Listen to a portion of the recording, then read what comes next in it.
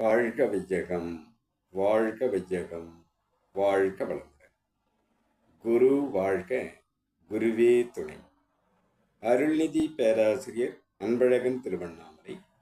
அனைத்து அன்பு உள்ளங்களுக்கும் வாழ்க வளமுடன். குருவின் நினைவில் நின்று குருவின் நினைவாக என்னுள் எழுந்த ஒரு கவியை பதிவு செய்கிறேன். அனைத்து அன்புள்ளங்களுக்கும் வாழ்க வளமுடன். உச்சி தரும் உயர்வு என்ற தலைப்பிலே இக்கவியை எனக்குள் வந்திருக்கிறது. புத்தியில் கூர்மை புண்ணியத்தில் சேர்க்கும்.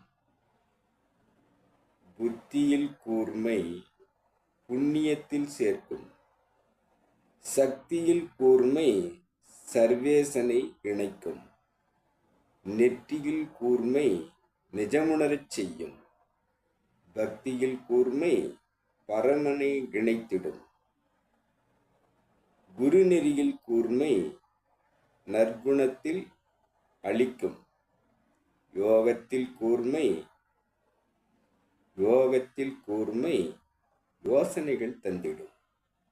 நிஜத்தில் கூர்மை நிம்மதி நாடும் தந்திடும். உச்சியில் கூர்மை சிவயோகம் அளித்திடுமே. வாழ்க வளமுடன். புத்தியில் கூர்மை அறிவு கூர்மையாக, இந்த அறிவு உடல் தாண்டி பயணிக்க ஆரம்பித்தால் நமக்கு அது புண்ணியம் என்னும் புனிதத்தில் இணைப்பாகும். நாம் அகத்தவம் ஏற்று சக்தியை பெருக்கிக் கொண்டு அந்த சக்தியில் கூர்மை பெறுவதாக நாம் நம்மை மாற்றினால் அவை சர்வேசன் என்று சொல்லக்கூடிய அந்த இறைவனை நமக்குள் இணைப்பாக்கும். நெற்றியில் கூர்மை அகத்தவத்தில் ஆக்கினையில் பயணம் செய்து ஆன்மீகத்தின் நுழைவாயலாம் ஆக்கினையில் நாம் தொடங்கினார். நெற்றியில் கூர்மை நிஜம் உணர வைக்கும். எப்போதும் இருந்து கொண்டிருக்கக்கூடியது இறைவன். அது உண்மை பொருள், மெய்ப்பொருள். அதை உணர்வதற்காக நாம் பயணிக்க வேண்டிய இடம் ஆக்ஞா சக்கரம், இருபுருவ மையம் என்பதை நாம் உணரலாம்.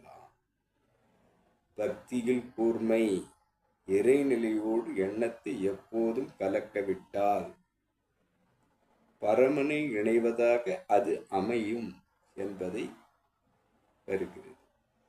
குருநெறியின் கூர்மை எப்போதும் குருவை பற்றி கொண்டு குரு காட்டும் அந்த பாதையிலே நாம் சென்றால் நற்குண நாளும் நற்குணமாக நம்மை மாற்றும். யோகத்தில் கூர்மை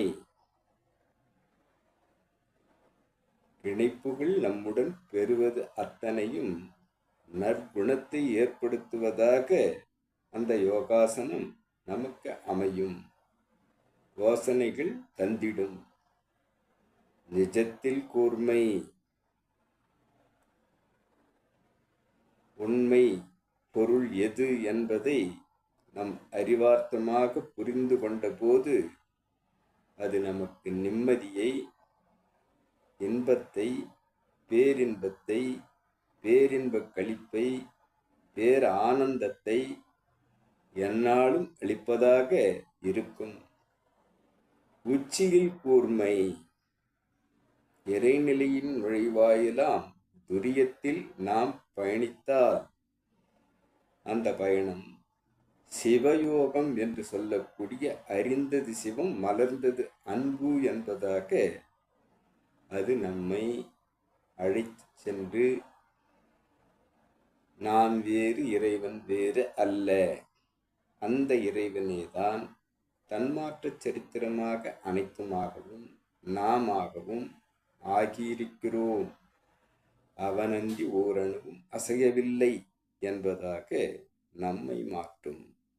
ஆக உச்சியில் நாம் இறைவனை உணர்வதற்காக இறைநிலையின் நுழைவாயிலாம் உச்சி துரியத்தில் நாம் பயணித்தால் அந்த பயணம் சிவயோகம் என்று சொல்லக்கூடிய அந்த யோகத்தை, யோகம் என்றாலே இணைப்பு பெறுதல், சிவம் என்றால் அசைவற்றது இருப்பு நிலை, அந்த சிவத்தை நம்முள் ஏற்படுத்தி நாம் வேறு அது வேறு அல்ல, அந்த இறைவனே தான் அனைத்துமாக ஆகியிருக்கிறான், அனைத்து அனுபவங்களும் அவன்தான் என்பதாக நம்மை மாற்றி உணர வைக்கும்.